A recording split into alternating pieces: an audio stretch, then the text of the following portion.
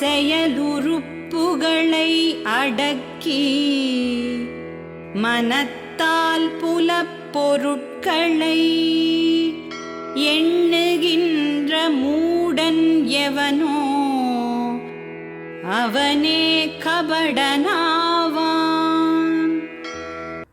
ஹரி ஓம். இந்த பாடலில் செயல் உறுப்புகளை அடக்கி, அதாவது கர்ம இந்திரியங்களை அடக்கி. கர்ம இந்திரியங்கள் 5. 1 கைகள், 2வது கால்கள், 3வது வாய், 4வது கருவாய், 5வது எருவாய். இந்த உறுப்புகளை அடக்கி, அதாவது தன்னை ஆசைகளை வென்றவனாக, கோபதாபங்களை வென்றவனாக, புலன்களை தன் கட்டுப்பாட்டில் வைத்திருப்பவனாக வெளியில் காட்டிக்கொள்கின்றான். ஆனால் உள்ளத்தில் இந்திரிய விஷயங்களையும் இந்திரிய சுகங்களையும் எண்ணிக்கொண்டிருப்பவனை பொய்யொழுக்கம் உள்ளவன், கபடன் என்று பகவான் சாடுகின்றார்.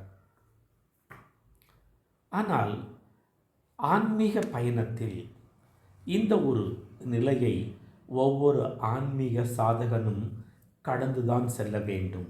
ஆம், ஞான மார்க்கத்தில் செல்கின்ற ஒருவன், ஆன்மீக விஷயங்களை கேட்கின்ற ஒருவன் தன்னை மேன்மையானவனாக மாற்றிக்கொள்ள வேண்டி அதற்காக ஆன்மீக சாதனைகளை கடைபிடிக்கும் பொழுது வெளியில் தான் புலன்களை வென்றவன் போலவும், உள்ளத்தில் அந்த சம்ஸ்காரத்தின் விளைவாக ஆசை வெளிப்படும் பொழுது அவன் முற்றிலும் ஆசைகளை துறந்தவன் அல்ல.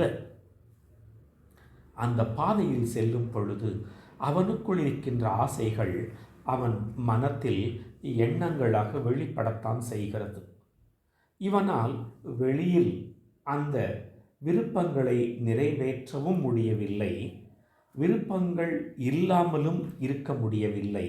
இரண்டும் கெட்டானாக வெளியில் ஆசைகளை வென்றவனை போல் காட்டிக்கொண்டு உள்ளத்தில் அந்த ஆசைகளை எண்ணி மனத்தினால் அந்த சுகத்தை அனுபவிக்கின்ற அந்த ஒரு நிலையை அனைத்து ஆன்மீக சாதகர்களும் கடந்துதான் செல்ல வேண்டும். இது தவிர்க்க முடியாத ஒரு நிலை என்றாலும் கூட பகவான் ஆன்மீக சாதகன் ஒருவன் அங்கே நின்றுவிடக்கூடாது என்பதற்காக அவனை பொய்யொழுக்கம் உள்ளவன், கபடன் என்று சாடுகின்றார்.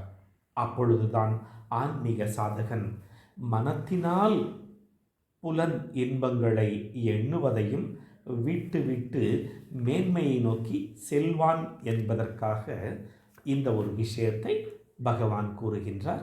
ஹரி ஓம்.